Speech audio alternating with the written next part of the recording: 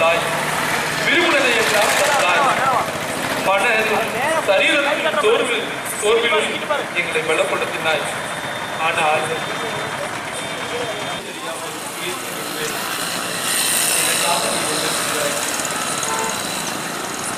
நான் காலையில எழுந்திருச்சா நம்ம ஆண்டவருக்கு தீர்ப்பது காலையில தொடங்கி நம்ம எப்பெல்லாம் முடிச்சுட்டு இருக்கோமோ, எவைகளை எல்லாம் பார்க்கிறோமோ, எவைகளை எல்லாம் வாழ்வின் நன்மைகளுக்கும் நாம் செய்கின்ற நன்மைகளுக்கும் பார்த்தா கொஞ்சம் கூட சம்பந்தமே இருக்காது. கொஞ்சம் கூட சம்பந்தமே இருக்காது.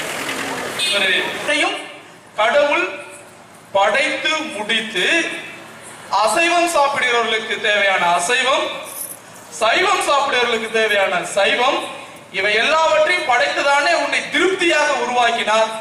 திருப்தியாக கொடுக்கப்பட்ட அப்பொழுது குணமடைவீர்கள். நேர்மையாளருடைய வல்லமை ஆண்டவர் பயன் கொடுப்பார். இந்த நன்மை செய்யும் நமக்குள்ள இருக்கிற பிரச்சனை இருக்குது. ஒருவருக்கொருவர் நாம் நன்மை செய்கிறோமா அல்லது தேவைப்படுகிறவர்களுக்கு நாம் நன்மை செய்கிறோமா?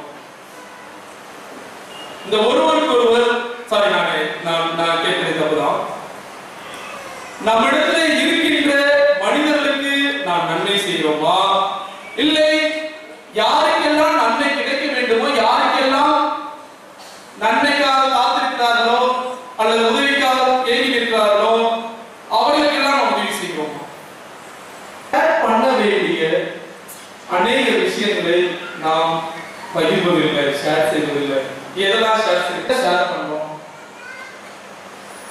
இதை தாண்டி நம்மால் செய்ய முடியாத அநேக விஷயங்களை நல்ல சீர்திருத்த சிந்தனைகளவர்கள் செய்வார்கள். இன்னைக்கு ஒரு கொட்டேஷன் வருது. உன் மக்களின் விடுதலைக்காக நீ உரிமை குரல் கொடுக்கவில்லை என்றால் நீ வாழ்வதை காட்டிலும் இறுதி விடுவதே மேல். உன் மக்களை